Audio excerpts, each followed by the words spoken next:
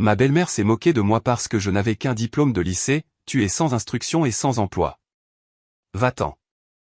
J'avais gagné 10 millions d'euros en travaillant à domicile, alors j'ai dit, d'accord, et j'ai déménagé dans ma résidence secondaire à Hawaï. Je suis Clémentine Dubois, 32 ans, diplômée du baccalauréat, qui a bâti une entreprise de 10 millions d'euros à partir de zéro.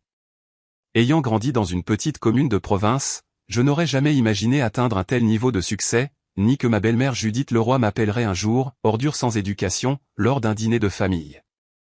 Mon mari Antoine Leroy, mon amour de lycée, a toujours soutenu mes rêves, même quand sa famille ne le faisait pas. Cette nuit fatidique, ce qui avait commencé comme une réunion de famille typique s'est terminé par une décision qui a tout changé.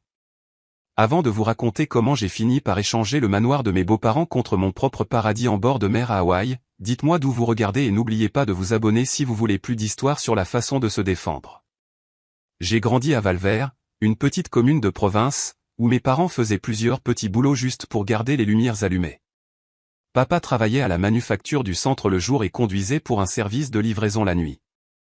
Maman nettoyait des maisons et servait à table le week-end. Malgré leur épuisement, ils trouvaient toujours du temps pour moi, leur unique enfant. Ils m'ont appris la valeur du travail acharné, quelque chose que je porterai toujours avec moi. Notre petite maison de 2 chambres n'avait rien d'extraordinaire, mais c'était notre foyer. Je partageais une chambre avec des cartons de produits de nettoyage de ma mère et les décorations saisonnières qu'elle ne pouvait pas ranger dans notre petit grenier. Tandis que d'autres enfants recevaient de nouveaux vêtements chaque année scolaire, j'ai appris à être créative avec des trouvailles de friperie. Même adolescente, j'avais le virus de l'entrepreneuriat. À 15 ans, j'ai commencé à fabriquer de simples bracelets en perles et à les vendre à mes camarades de classe. J'achetais des fournitures avec mon argent de babysitting, je créais les bijoux pendant les pauses déjeuner et les vendais après l'école. Ce n'était pas grand-chose, mais ce premier goût de gagner mon propre argent était enivrant. Ma 2e année de lycée a tout changé. J'ai été assigné comme partenaire de laboratoire d'Antoine Leroy en cours de chimie.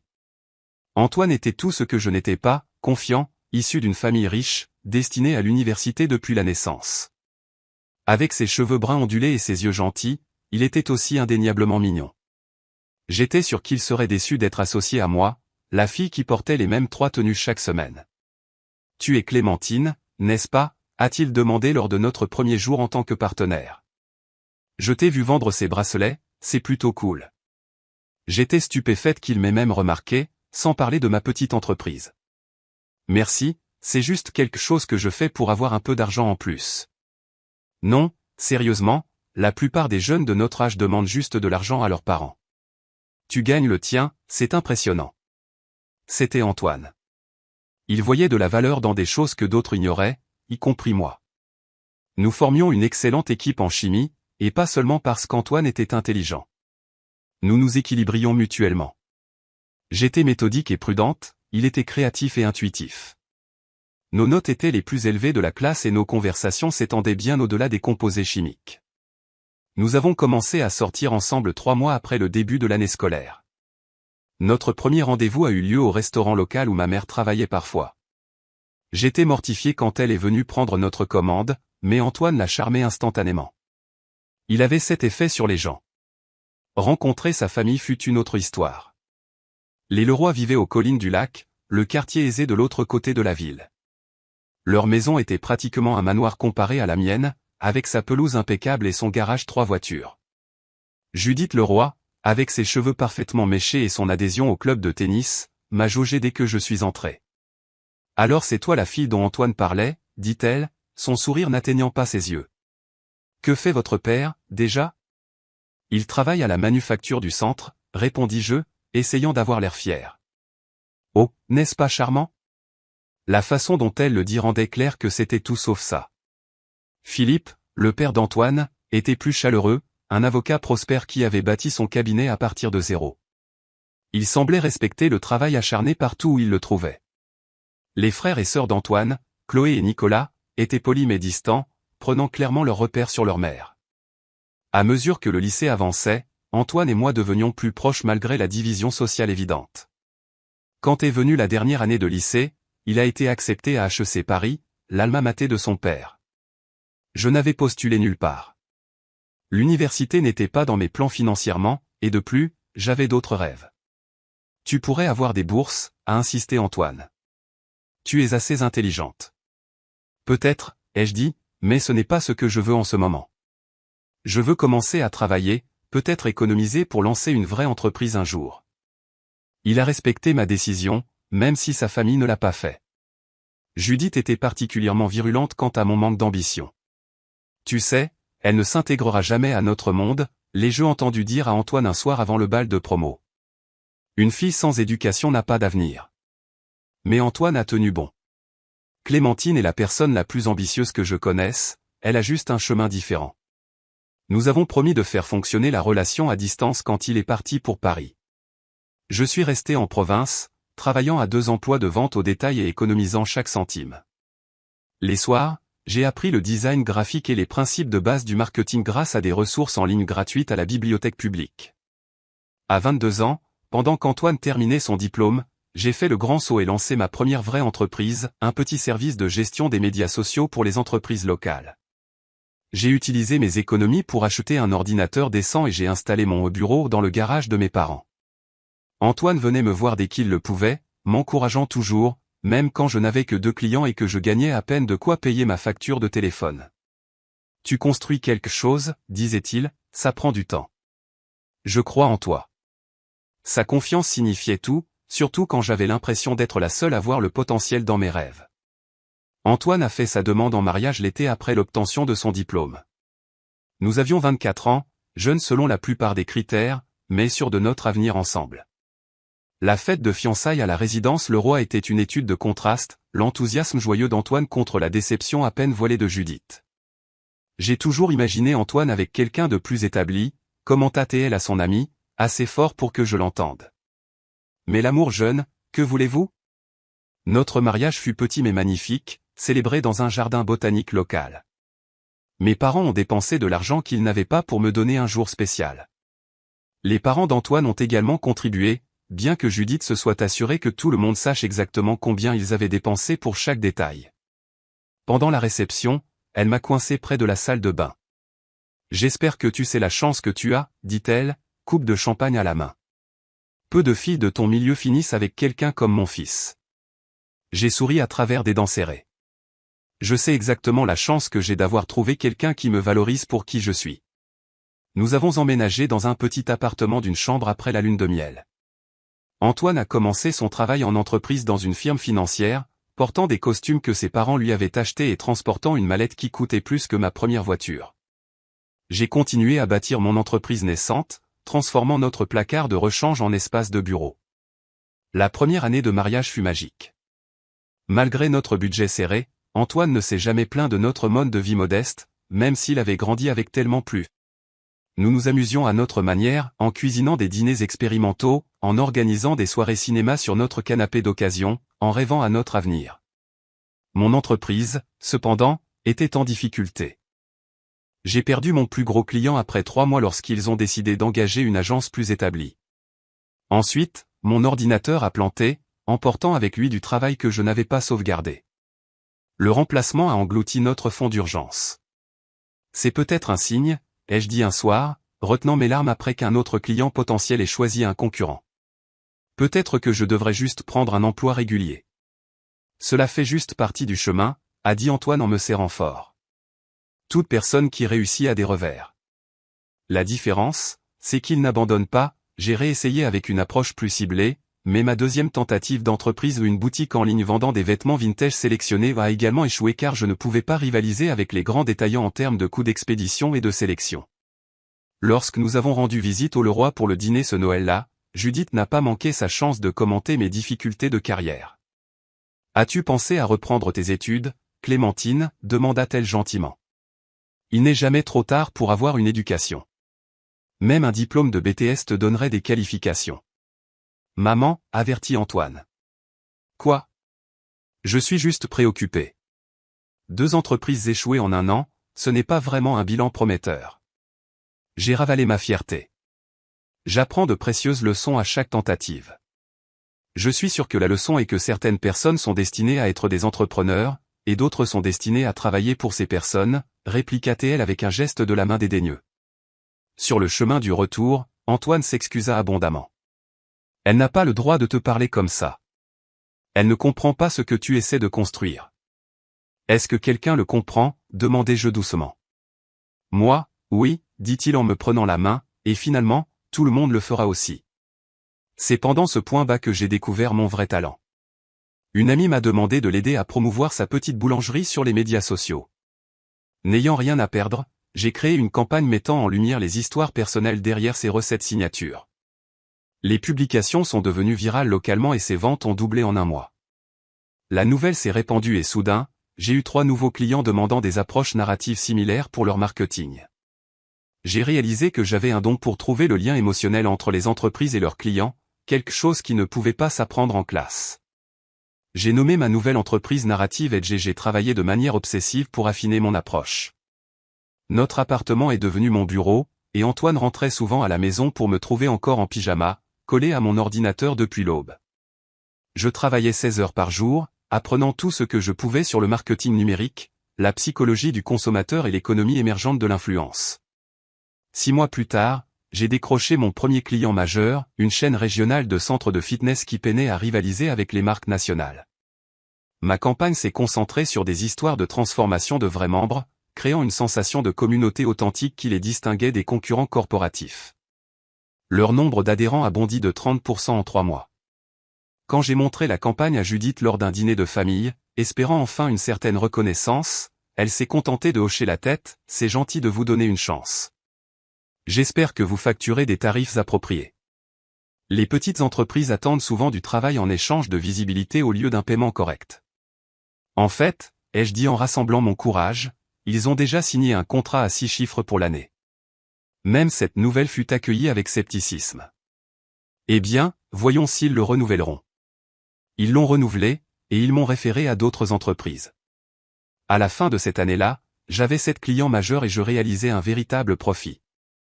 Antoine célébrait chaque victoire avec moi, débouchant du champagne pour chaque nouveau contrat et écoutant attentivement pendant que je décrivais ma vision grandissante. Tu vas être inarrêtable, disait-il, une fierté sincère dans ses yeux. Ce n'est que le début. Pour la première fois, j'ai commencé à le croire. À notre 3e année de mariage, Narrative Edge n'était plus seulement moi en pyjama travaillant depuis notre appartement. J'avais embauché 3 employés à temps plein et loué un petit espace de bureau en centre-ville de Nantes. Notre liste de clients s'était étendue au-delà de la province pour inclure des entreprises à travers le Grand Ouest. Ce qui nous distinguait était notre approche, une narration authentique qui créait des liens émotionnels entre les marques et les clients. Tandis que d'autres agences cherchaient encore comment utiliser efficacement les médias sociaux, nous étions les pionniers de stratégies qui produisaient des résultats mesurables. À 27 ans, mes revenus ont dépassé le salaire d'Antoine en entreprise. La première fois que je lui ai montré mes gains trimestriels, il en est resté bouche bée. Clémentine, c'est incroyable, dit-il en parcourant les chiffres. Tu as bâti cela à partir de rien. Nous avons bâti notre vie ensemble, le corrigeai-je. Ton soutien a rendu cela possible. Avec nos revenus combinés, nous avons acheté notre première maison, une belle maison de 4 chambres dans un quartier agréable, pas tout à fait les collines du lac où vivaient les Leroy, mais très loin de la modeste habitation de mes parents. J'ai insisté pour que nous payions nous-mêmes, sans l'aide financière que les parents d'Antoine avaient offerte. Nous pouvons le faire seuls, lui ai-je dit. Je veux que nous construisions notre vie sur ce que nous avons gagné. Il a accepté, bien que je puisse voir qu'une partie de lui était conditionnée à accepter l'aide de ses parents. Rompre cette dépendance était important pour moi, même si cela signifiait au départ étirer notre budget. Quand nous avons invité les 2 familles à notre pendaison de crémaillère, le contraste entre elles était frappant. Mes parents sont arrivés tôt, apportant de la nourriture faite maison et demandant où ils pouvaient aider à s'installer. Judith et Philippe sont arrivés précisément à l'heure, munis d'une bouteille de vin cher et d'un arrangement floral professionnel. C'est pittoresque, dit Judith en inspectant notre maison. Une bonne première maison. En fait, nous adorons ce quartier, ai-je répondu. Nous prévoyons d'être ici pour des années. À mesure que l'entreprise continuait de croître, la fierté d'Antoine pour mon succès devenait de plus en plus évidente. Il se vantait de mes réalisations auprès de ses amis et collègues, me présentant souvent comme le génie du marketing qui révolutionne la façon dont les marques se connectent aux consommateurs. Son soutien n'a jamais faibli, même si le ressentiment de sa mère devenait plus apparent. Les commentaires de Judith sont passés de dédaigneux à des compliments à double tranchant. Qui aurait cru que le petit hobby de Clémentine sur les médias sociaux se transformerait en un vrai travail, ou, c'est incroyable ce que les gens peuvent accomplir de nos jours sans éducation formelle. Philippe, en revanche, a commencé à montrer un respect silencieux. Lui-même un homme autodidacte, il reconnaissait l'effort acharné nécessaire pour construire quelque chose à partir de zéro. Parfois, il posait des questions réfléchies sur ma stratégie commerciale ou les tendances du marché, véritablement intéressé par ma perspective. Le vrai changement dans la dynamique familiale est survenu lorsque Chloé, la sœur d'Antoine, a rencontré des difficultés financières. Après avoir obtenu un diplôme d'histoire de l'art d'une université privée coûteuse, elle peinait à trouver un travail qui puisse couvrir à la fois ses frais de subsistance et ses prêts étudiants importants. Nous pouvons aider, ai-je proposé sans hésitation lorsque Chloé a expliqué en larmes sa situation lors du dîner du dimanche chez les Leroy. Et si nous couvrions tes remboursements de prêts pendant un an pendant que tu t'établis? Judith s'est hérissée. C'est très généreux, mais Chloé n'a pas besoin de charité. Ce n'est pas de la charité, a dit Antoine fermement. C'est la famille qui aide la famille. Nous avons fini par payer les frais de scolarité de Chloé pour un programme de certificat spécialisé en design numérique qui la rendait plus employable, en plus de couvrir ses remboursements de prêts jusqu'à ce qu'elle trouve un bon emploi. La gratitude dans ses yeux signifiait tout pour moi. Ayant grandi avec si peu, pouvoir aider quelqu'un d'autre était un cadeau. Quelques mois plus tard, le frère d'Antoine, Nicolas, a été confronté à une crise médicale, une maladie rare nécessitant un traitement spécialisé que son assurance ne couvrirait pas entièrement. Sans discussion, j'ai transféré l'argent nécessaire pour couvrir ses frais médicaux, environ 50 000 €. Quand Nicolas a essayé de refuser, j'ai simplement dit, la famille ne laisse pas la famille souffrir quand elle peut aider. Le regard de Judith était complexe, un mélange de gratitude, de ressentiment et de quelque chose comme de la honte. Elle m'avait toujours considéré comme inférieure, et maintenant j'étais celle qui avait les moyens d'aider ses enfants de manière qu'elle ne pouvait pas. Nos réunions de famille ont pris une autre tournure après cela. La dynamique du pouvoir avait changé. Je n'étais plus la fille sans éducation qui avait en quelque sorte piégé Antoine. J'étais une femme d'affaires prospère qui avait gagné sa place à la table, et Judith ne pouvait pas le supporter.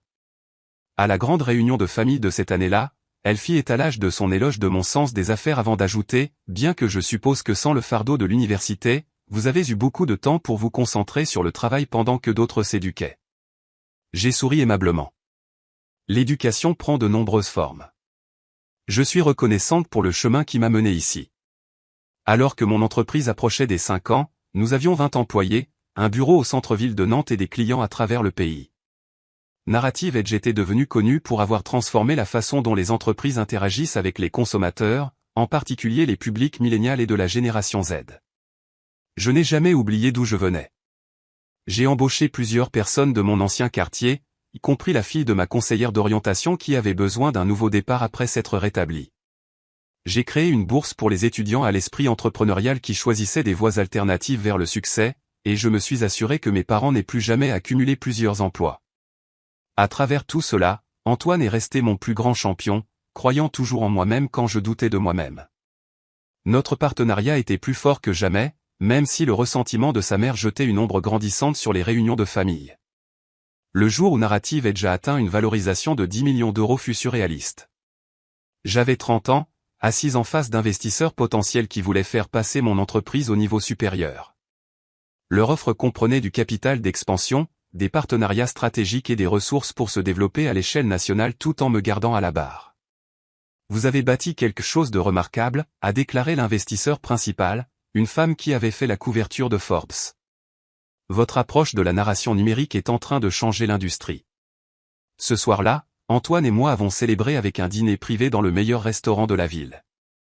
Nous avons commandé du champagne que ni l'un ni l'autre n'aurait pu se permettre 5 ans plus tôt.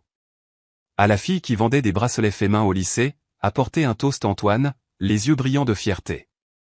Regarde-toi maintenant. À nous, les jeux corrigés. Je n'aurais pas pu faire ça sans ta confiance.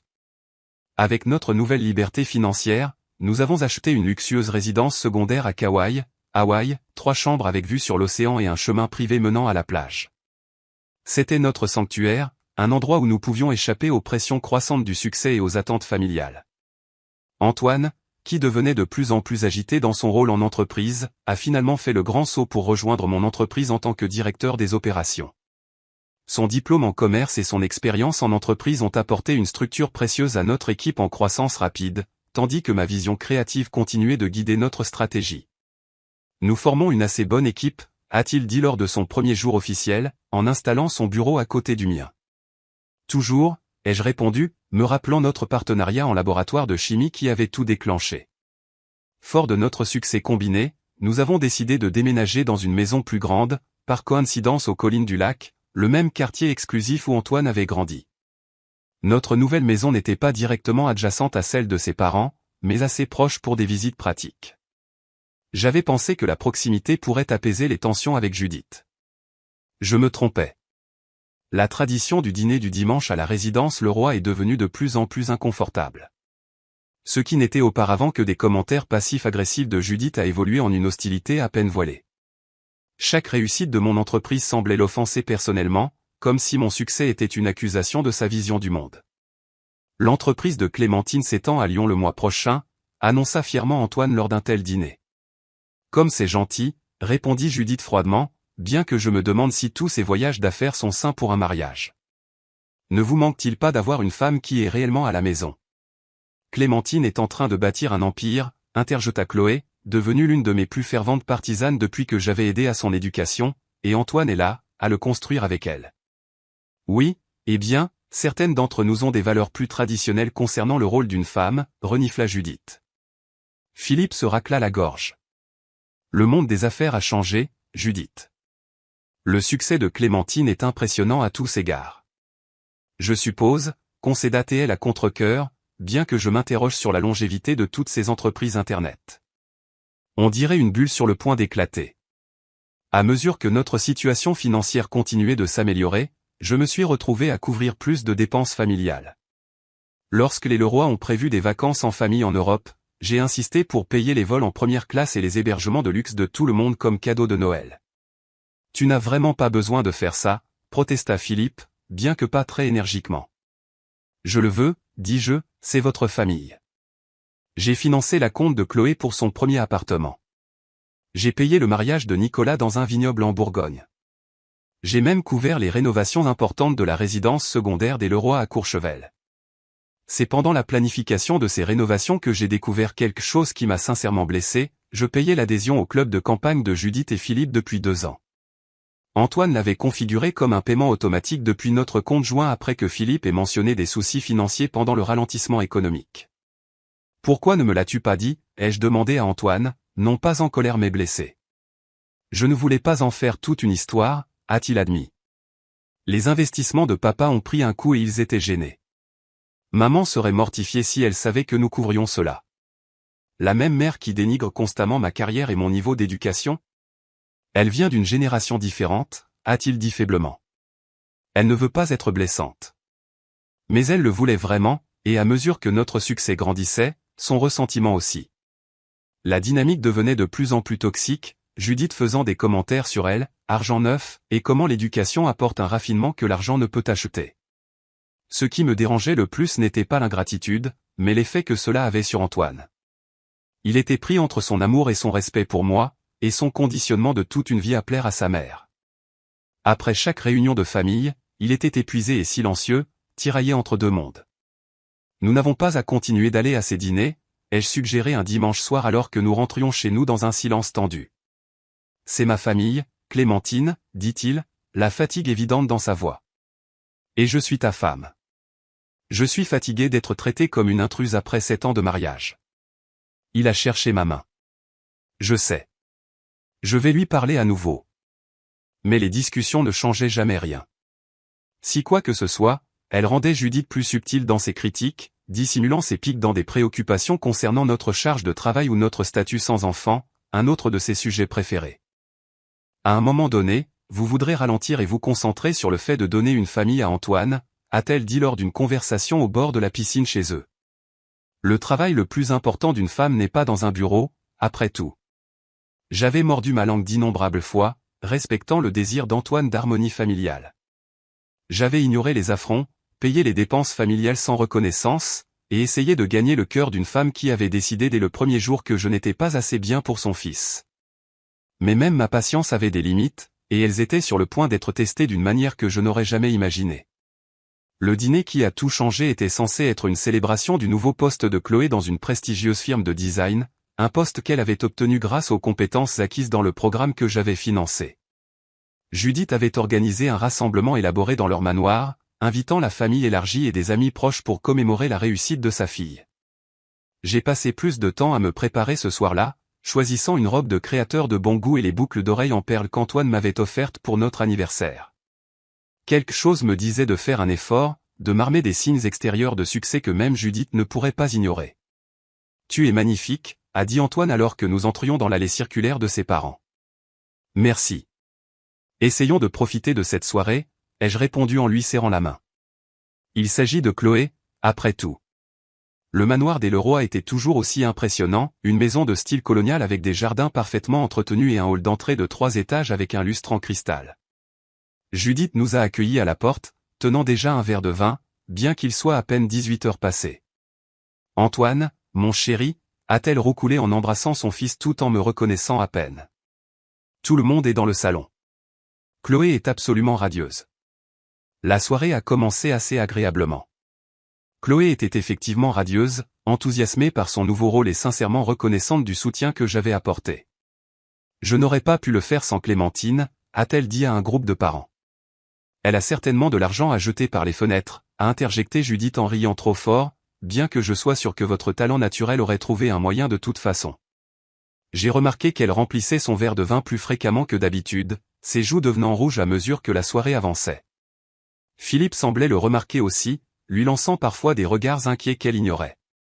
Au moment où nous nous sommes assis pour dîner dans leur salle à manger formelle, Judith était visiblement ivre. Ses commentaires sont devenus moins filtrés, son sourire plus cassant. Je me suis préparé à ce qui allait arriver. La conversation a tourné autour du succès commercial, plusieurs invités posant des questions sur la croissance de Narrative Edge et la transition d'Antoine à travailler avec moi. J'ai gardé mes réponses modestes, ne voulant pas alimenter le ressentiment de Judith. Clémentine a été reconnue dans le magazine Marketing Innovateur ce mois-ci, a fièrement mentionné Antoine. C'est incroyable, a dit Chloé. Pour quelqu'un d'autodidacte, tu as accompli tellement de choses. Autodidacte, a répété Judith en faisant tourner son vin. Oui, c'est une façon de le dire. D'autres diraient sans éducation. Un silence inconfortable s'est abattu sur la table. Maman, a averti Antoine. Quoi? Je complimente juste son ingéniosité.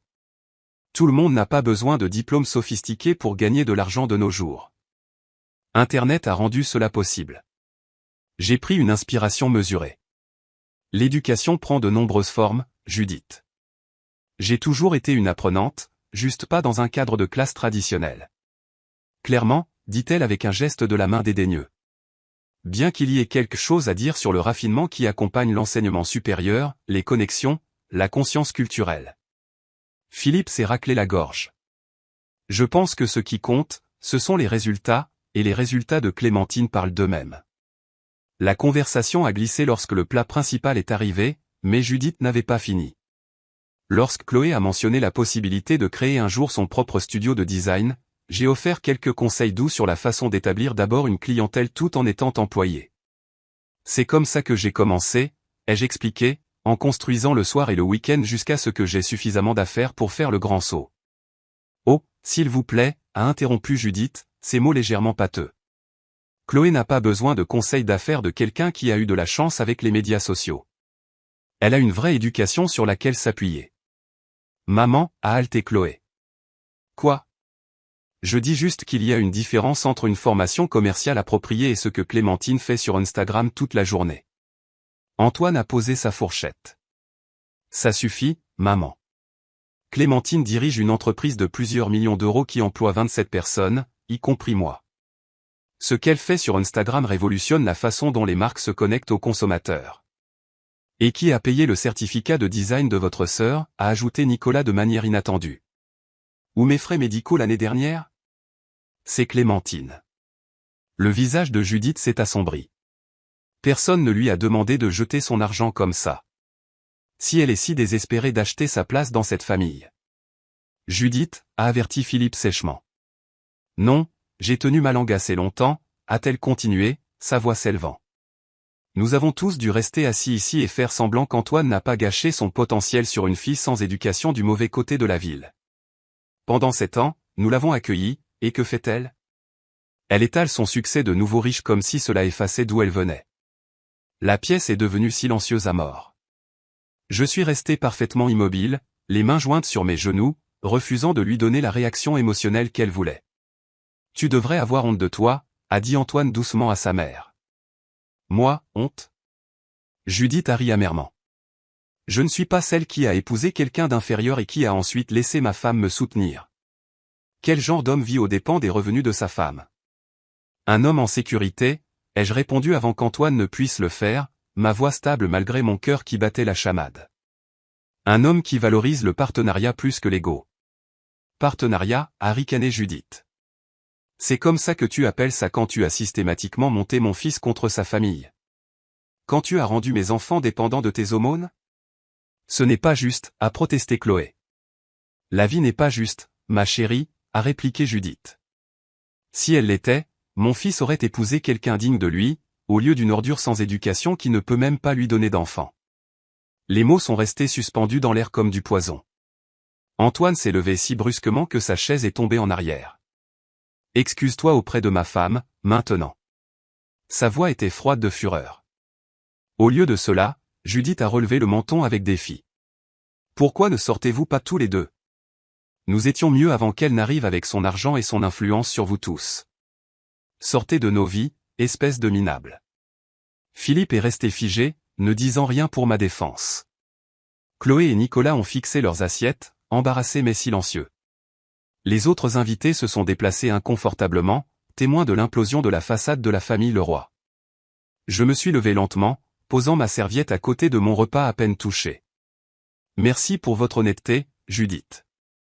Après 7 ans, c'est rafraîchissant d'entendre enfin ce que vous pensez vraiment.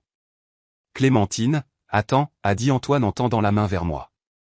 Je prendrai un Uber, lui ai-je dit doucement. Tu devrais rester et parler à ta mère.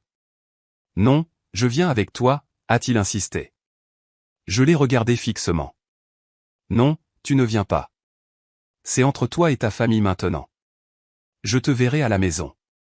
Alors que je sortais, la tête haute et le dos droit, j'ai entendu la voix de Judith derrière moi, tu vois, elle le monte contre nous. C'est exactement ce que je veux dire. Le trajet en Uber jusqu'à la maison fut un flou d'émotions contenues.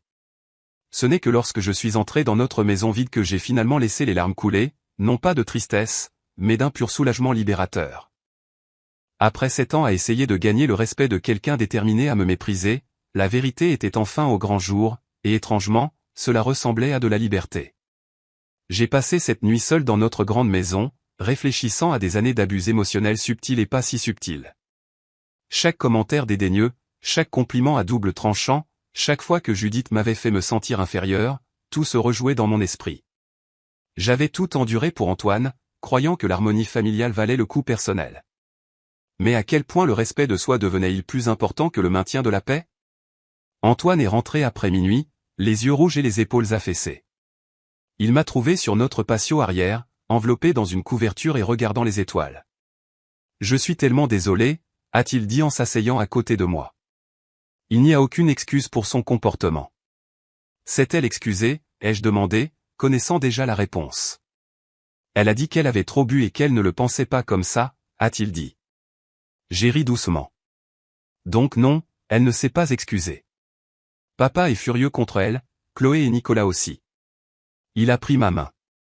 Tout le monde sait qu'elle a eu tort. Mais personne ne l'a arrêtée, ai-je souligné. Pas avant que tu le fasses. Ils étaient choqués, nous tous. Je me suis tourné pour le regarder directement. Étais-tu vraiment choqué, ou était-ce juste la première fois qu'elle disait à voix haute ce qu'elle insinuait depuis des années? Il n'a pas pu soutenir mon regard, ce qui était une réponse suffisante. Pourquoi es-tu resté, ai-je demandé après mon départ. Je pensais que je pourrais la faire comprendre à quel point elle avait tort. Je pensais que je pourrais arranger ça. Certaines choses ne peuvent pas être arrangées, Antoine. Certaines relations sont trop brisées. Nous sommes restés en silence pendant un moment, le poids des décisions non dites planant entre nous. Que se passe-t-il maintenant, a-t-il finalement demandé. Je pense que j'ai besoin d'espace, ai-je dit doucement. Je vais à Hawaï pour un certain temps. Je viendrai avec toi, a-t-il dit rapidement. Nous prendrons une pause ensemble. J'ai secoué la tête. J'ai besoin de temps seul pour réfléchir à ce que je veux pour l'avenir. Qu'est-ce que cela signifie? L'alarme a rampé dans sa voix. Tu parles de notre mariage? Je parle de ce que je suis prête à accepter dans ma vie. J'ai passé 7 ans à essayer de gagner le respect de ta mère, et cela n'arrivera jamais. Je ne peux pas continuer à faire semblant que ces dîners du dimanche ne tuent pas lentement mon esprit. Nous arrêterons d'y aller, a-t-il promis. Je fixerai des limites plus fermes. Tu l'as déjà dit, lui ai-je rappelé gentiment. Mais tu es pris au milieu, et ce n'est pas juste pour toi non plus. Le lendemain matin, nous avons eu une conversation plus calme autour d'un café. Antoine a promis de tenir tête à sa mère, d'exiger des excuses sincères, de me protéger de tout nouvel abus. J'ai écouté, l'aimant pour ses intentions, mais doutant de sa capacité à surmonter une vie entière de dynamique familiale. J'ai besoin que tu comprennes quelque chose, lui ai-je dit. Je ne retournerai pas dans cette maison et je n'aurai aucun contact avec ta mère tant qu'il n'y aura pas une véritable reconnaissance de la façon dont j'ai été traité et un véritable changement de comportement, pas des mots, des actions. C'est tout à fait raisonnable, a-t-il convenu. Et je vais toujours à Hawaï. J'ai besoin de me vider la tête quelque part de paisible. Il a hoché la tête à contre-cœur. Combien de temps vas-tu rester? Je ne sais pas. Quelques semaines, peut-être plus longtemps. J'ai passé la journée suivante à faire mes valises et à prendre des dispositions pour que le travail continue sans heure en mon absence. Notre équipe exécutive était plus que capable de gérer les opérations, et toute urgence pourrait être traitée par appel vidéo depuis Hawaï. Antoine était inhabituellement silencieux alors qu'il m'aidait à faire mes valises, la réalité de notre première séparation significative depuis le mariage s'installant. Juste avant que je ne parte pour l'aéroport, il m'a serré fort. Je t'aime, a-t-il murmuré, plus que ma famille, plus que tout. S'il te plaît, souviens-toi de ça. Je t'aime aussi, ai-je dit, relevant le défi malgré l'incertitude qui obscurcissait notre avenir. Ce n'est pas le problème. Le vol pour Kauai m'a donné le temps de traiter mes pensées. Au moment où j'ai atterri, je me sentais plus légère, comme si j'avais laissé un lourd fardeau sur le continent. Notre maison hawaïenne m'a accueilli avec des espaces ouverts et aérés et le bruit constant des vagues s'écrasant sur le rivage. Pendant les premiers jours, je n'ai fait que me reposer, nager et marcher le long de la plage. J'ai gardé mon téléphone éteint, sauf pour de brefs points avec Antoine et mon assistante exécutive. La clarté mentale apportée par la distance était inestimable. Antoine appelait fidèlement chaque soir, d'abord avec des nouvelles de ses confrontations avec sa mère. Elle dit qu'elle s'excusera quand tu reviendras, a-t-il rapporté le 3e jour. Ce n'est pas une excuse, ai-je souligné. C'est un jeu de pouvoir. À la fin de la première semaine, ces appels sont devenus empreints d'impatience. L'entreprise a besoin de toi pour la présentation Westfield, a-t-il dit. Et tu me manques. Quand reviens-tu à la maison? L'équipe peut gérer Westfield, lui ai-je rappelé. Et je ne suis pas encore prête. Après 10 jours, le ton a de nouveau changé. Maman veut nous inviter pour mettre les choses au clair, a-t-il dit, une lueur d'espoir dans la voix. Non, ai-je dit fermement. Je t'ai dit mes conditions. Clémentine, à un moment donné, nous devons avancer en tant que famille. Nous ne sommes pas une famille avec ta mère, Antoine. Nous sommes un couple marié qui rend visite à ta famille. Il y a une différence. La prise de conscience qu'Antoine retombait progressivement dans son rôle de conciliateur était décevante, mais pas surprenante. C'était un schéma établi bien avant que je n'entre dans sa vie, le beau-fils qui aplanissait le comportement de sa mère, qui trouvait des excuses, qui priorisait l'harmonie familiale par-dessus tout. Pendant ce temps, je vivais quelque chose d'inattendu à Hawaï, une paix authentique. Sans le courant sous-jacent constant de tensions familiales, je me sentais plus créative, plus énergique, plus moi-même que je ne l'avais été depuis des années. J'ai prolongé mon voyage, installant un bureau à distance sur notre véranda où je pouvais travailler en écoutant l'océan. Après 2 semaines, Chloé m'a appelé directement. « Comment vas-tu » a-t-elle demandé, avec une préoccupation sincère dans sa voix. « Mieux que ce que j'espérais, ai-je admis. »« Comment vont les choses là-bas » Tendu. Maman fait semblant que rien ne s'est passé, papa lui parle à peine, et Antoine a l'air misérable. « Je suis désolé d'entendre ça. »« Ne sois pas désolé, a-t-elle dit fermement. Tu n'as pas causé ça, Et quoi qu'il en coûte, Nicolas et moi sommes entièrement de ton côté. Ce que maman a dit était inexcusable. Son soutien signifiait plus qu'elle ne le savait. Merci de dire ça. Antoine nous a dit que tu envisagerais de t'installer à Hawaï de façon permanente, a-t-elle aventuré avec prudence. J'ai été surprise. Je n'ai encore rien décidé. Mais tu y penses? Je pense à beaucoup de choses. Après que nous ayons raccroché, j'ai réalisé qu'Antoine avait partagé ses craintes avec ses frères et sœurs plutôt que de les discuter directement avec moi. Cela ressemblait à une autre petite trahison. Ce soir-là, quand il a appelé, je l'ai confronté. Pourquoi as-tu dit à Chloé que je restais à Hawaï de façon permanente? N'est-ce pas ce que tu envisages? A-t-il rétorqué défensivement. J'envisage ce qui est le plus sain pour moi, pour nous, mais je n'ai pris aucune décision et je n'en ai certainement partagé aucune avec ta famille avant d'en discuter avec toi. Ça fait 2 semaines, Clémentine. Qu'est-ce que je suis censé penser? Que j'avais besoin d'espace après avoir été traité des ordures sans éducation par ta mère pendant que ton père et tes frères et sœurs restaient silencieux. La conversation a dégénéré à partir de là, se terminant par la déclaration frustrée d'Antoine selon laquelle je punissais tout le monde pour l'erreur de sa mère. À mesure que la distance entre nous grandissait, j'ai gagné en clarté sur nos schémas relationnels. J'avais toujours été celle qui faisait des compromis, s'adaptant aux attentes de sa famille, absorbant les attaques subtiles et pas si subtiles de Judith sur mon caractère et mes origines.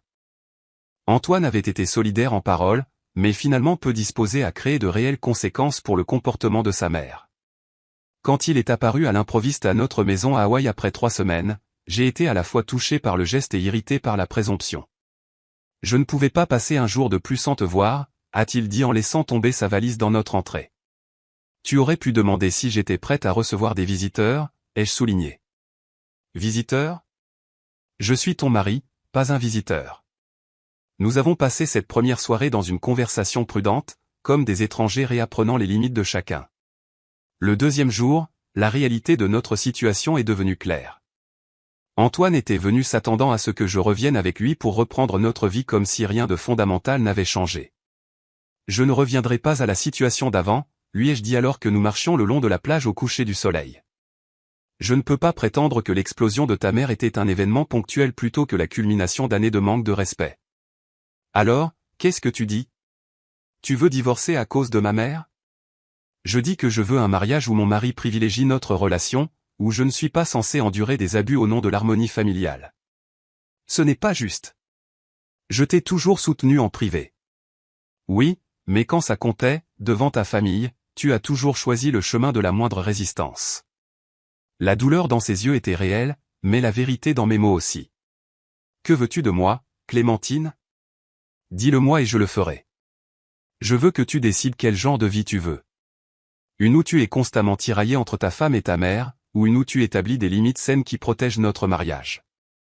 Je te choisis, a-t-il dit immédiatement. Je te choisirai toujours. Alors prouve-le. Pas avec des mots, mais avec des actions. Au cours des jours suivants, nous avons commencé le difficile travail de reconstruction de la confiance. Antoine a participé à des séances de thérapie vidéo avec moi, où nous avons exploré les dynamiques qui avaient conduit à notre situation actuelle. Il a commencé à reconnaître des schémas qu'il n'avait jamais remis en question auparavant, comment la manipulation de sa mère avait été normalisée, comment son rôle de conciliateur était devenu un fardeau plutôt qu'une force. Une semaine après sa visite, Judith a appelé avec des excuses peu convaincantes, s'attendant clairement à ce que cela suffise à restaurer le statu quo. J'ai peut-être été un peu dur, a-t-elle dit, le haut-parleur portant sa voix à travers notre salon hawaïen. J'étais seulement préoccupé par l'avenir d'Antoine. 7 ans après notre mariage, vous êtes toujours préoccupé par son avenir avec moi, ai-je demandé calmement. Eh bien, vous savez ce que je veux dire, la famille est importante. Oui, elle l'est, ai-je convenu. C'est pourquoi je ne me soumettrai plus, ni Antoine, à votre manque de respect. Son ton s'est refroidi. Alors c'est comme ça que ça va être. Vous emmenez mon fils dans votre paradis insulaire et le coupez de sa famille. Antoine est finalement intervenu. Personne ne coupe personne, maman, mais les choses seront différentes à l'avenir. Clémentine mérite un respect authentique, pas une tolérance. J'ai toujours respecté. Non, tu n'as pas fait, l'a-t-il interrompu fermement. Et tant que tu ne pourras pas le reconnaître et apporter de réels changements, nous garderons nos distances. C'était la première fois que je l'entendais parler à sa mère de cette façon. Le silence à l'autre bout du fil en disait long. Après l'appel, j'ai regardé mon mari avec de nouveaux yeux. Merci pour ça. Il a pris mes mains dans les siennes. C'était attendu depuis longtemps. Et tu avais raison. Il ne s'agit pas seulement de ce qui s'est passé au dîner. Il s'agit d'années de manque de respect que j'ai laissé se poursuivre. Cette nuit-là, nous avons pris une décision, Hawaï ne serait plus seulement une résidence secondaire, mais notre résidence principale, du moins pour l'avenir prévisible. Nous pouvons ouvrir un bureau sur la côte ouest, ai-je suggéré. Développer l'entreprise dans une nouvelle direction. J'adore cette idée, a dit Antoine, l'excitation dans ses yeux me rappelant le garçon dont j'étais tombée amoureuse en cours de chimie. Un nouveau départ. Alors que nous étions au lit cette nuit-là, écoutant l'océan, j'ai ressenti une paix que je n'avais pas connue depuis des années. La confrontation avec Judith avait été douloureuse mais nécessaire, le catalyseur du changement dont nous avions tous les deux besoin. Penses-tu que ta mère m'acceptera un jour vraiment, ai-je demandé à Antoine, la tête sur sa poitrine. Je ne sais pas, a-t-il répondu honnêtement. Mais je sais que ce n'est pas ton travail de la faire, et ce n'est plus le mien de te faire essayer. À ce moment-là, j'ai su que nous irions bien, non pas parce que tout était résolu, mais parce que nous affrontions enfin les vrais problèmes au lieu de faire semblant qu'ils n'existaient pas. Parfois, il faut partir pour retrouver le chemin de sa maison, de soi-même et l'un de l'autre. 2 semaines se sont transformées en un mois, qui s'est étiré en 6 semaines de vie hawaïenne. Le rythme naturel de l'île est devenu le nôtre, des matins tôt à marcher sur la plage, des journées de travail productives dans notre bureau à domicile avec vue sur l'océan, des soirées à regarder le coucher du soleil avec des aliments frais locaux, loin de la tension des dynamiques familiales Leroy. Antoine et moi avons redécouvert le partenariat facile qui avait été le fondement de notre relation. Nous avons établi une nouvelle branche de narrative edge axée sur le tourisme durable et les entreprises locales, explorant des marchés que nous n'avions pas explorés auparavant. La distance de notre siège social de Nantes m'a d'abord inquiété, mais la technologie moderne a rendu le leadership virtuel entièrement faisable. Si quoi que ce soit, notre équipe a semblé dynamisée par l'expansion de l'entreprise. Nos séances de thérapie ont continué, parfois ensemble et parfois séparément, nous aidant à établir des schémas de communication et des limites plus sains. Antoine faisait le difficile travail de reconnaître et de résoudre les dynamiques dysfonctionnelles de sa famille, quelque chose qui a demandé du courage et que je respectais profondément. Je n'avais jamais réalisé à quel point je dépensais d'énergie à gérer les émotions de ma mère, a-t-il admis un soir alors que nous étions assis sur la véranda. C'était juste normal pour moi. Tu le fais depuis toujours, ai-je dit gentiment. Briser ces schémas prend du temps. De retour en province, la situation avec les Leroy a évolué de manière inattendue. Philippe a appelé Antoine en privé, offrant des excuses sincères pour son silence lors de l'explosion de Judith. Je vous ai tous deux trahis cette nuit-là, a-t-il dit. Et je t'ai trahi pendant des années en ne m'occupant pas du comportement de ta mère. Je suis désolé, mon fils. Chloé et Nicolas ont commencé à nous appeler régulièrement, leur relation avec nous se renforçant sans l'interférence de Judith. Ils ont même commencé à planifier des visites à notre maison hawaïenne, impatients de découvrir notre nouvelle vie. Judith, quant à elle, oscillait entre un silence glacial et des tentatives performatives de réconciliation. Elle a envoyé un panier cadeau extravagant qui n'a ni reconnu son comportement ni offert d'excuses sincères. Quand cela n'a pas produit la réponse souhaitée, elle a essayé la culpabilité par le biais d'intermédiaires. Ta mère est dévastée, a rapporté Philippe lors d'un appel. Elle quitte à peine sa chambre certains jours. Je suis désolé qu'elle lutte, a répondu Antoine, avec une force nouvelle dans sa voix, mais ces sentiments ne sont pas notre responsabilité. Quand elle sera prête à avoir une conversation honnête, nous serons ouverts à cela. Après 2 mois, Judith m'a finalement appelé directement, quelque chose qu'elle n'avait jamais fait auparavant. Je suppose que je vous dois des excuses, a-t-elle commencé avec raideur. J'apprécie cela, ai-je dit, attendant la suite. J'ai peut-être été un peu dur au dîner ce soir-là. Vous m'avez traité des ordures sans éducation et m'avez dit de sortir de votre vie, ai-je déclaré calmement après 7 ans de manque de respect subtil et pas si subtil. Le silence s'est étiré entre nous. J'étais bouleversé, a-t-elle finalement dit. Vous avez éloigné mon fils de sa famille et maintenant vous l'avez déplacé à travers le pays. Antoine est un homme adulte qui fait ses propres choix, lui ai-je rappelé. Et il n'est pas à travers le pays, il est à un coup de fil. La distance est émotionnelle, pas seulement physique. Que voulez-vous de moi, Clémentine? A-t-elle demandé, l'exaspération évidente dans sa voix. Rien, ai-je répondu honnêtement. Je n'ai besoin de rien de vous. Antoine et moi sommes heureux ici. La question est, que voulez-vous? Parce que si c'est une relation avec votre fils, vous devrez accepter que nous sommes un tout. Il n'y a pas eu de réconciliation dramatique, pas d'excuses larmoyantes, juste une reconnaissance mesurée que les choses devaient changer. Ce n'était pas parfait, mais c'était un début. 3 mois après le début de notre vie hawaïenne, Antoine et moi avons officialisé la décision, nous ferions de l'île notre résidence permanente, ne revenant en province que pour les affaires nécessaires et les visites familiales soigneusement gérées. Es-tu sûr, lui ai-je demandé. C'est un grand changement par rapport à la vie que tu as toujours connue. Je n'ai jamais été aussi sûr de rien, a-t-il dit, l'air plus détendu que depuis des années. Ça me semble juste. Nous avons converti notre maison de Nantes en siège social élargi de Narrative Edge, gardant un petit appartement pour nos visites.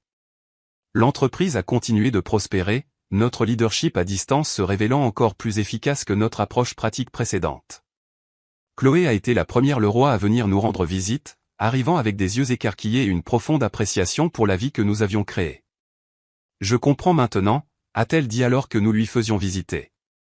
Pourquoi vous avez eu besoin de partir? Il y a quelque chose ici qui n'existe pas dans cette maison. Ce n'est pas seulement l'endroit, lui ai-je dit. Ce sont les limites que nous avons établies. Nicolas et sa femme sont venus ensuite, suivis finalement par Philippe. Judith a décliné notre première invitation, mais au bout de 6 mois, elle a accepté à contre-cœur une courte visite avec Philippe. La Judith qui est descendue de l'avion à Kauai était retenue, presque hésitante.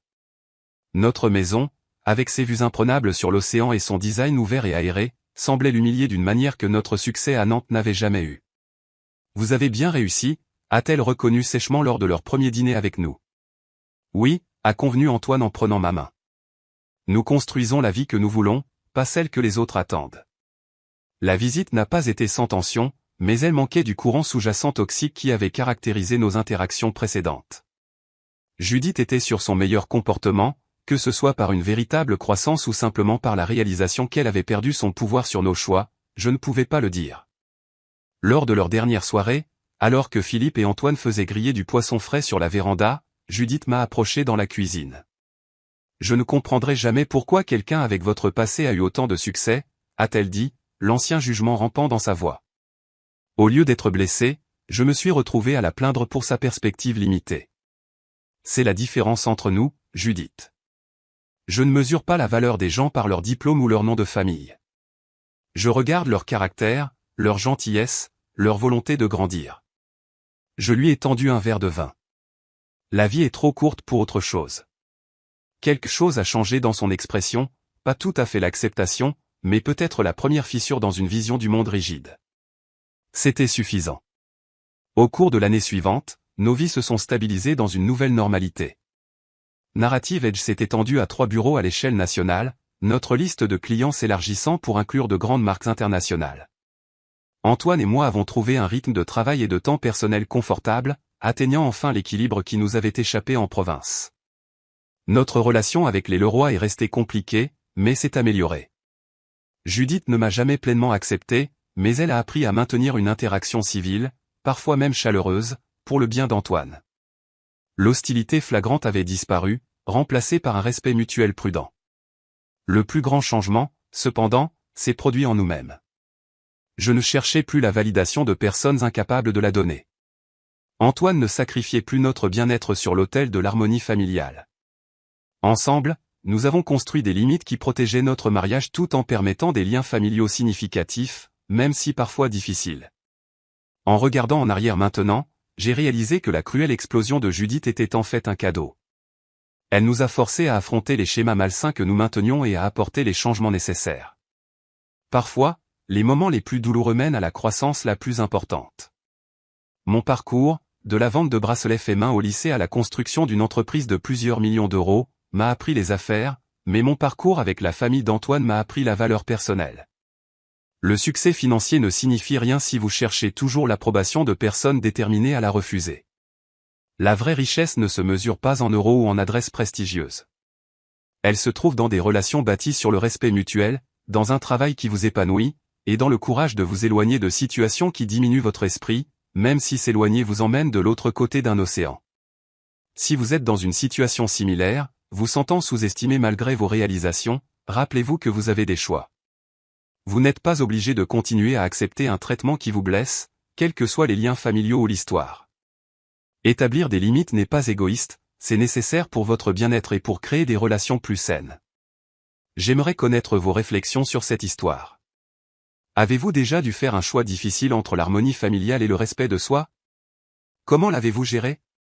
Faites-le moi savoir dans les commentaires ci-dessous, et si vous avez trouvé de la valeur dans mon histoire, aimez et abonnez-vous pour en savoir plus sur la façon de naviguer dans des relations compliquées et de construire le succès selon vos propres conditions. Merci de m'avoir écouté et rappelez-vous, parfois la chose la plus courageuse que vous puissiez faire est de dire « d'accord » et de vous éloigner des gens qui ne voient pas votre valeur. Votre futur vous remerciera.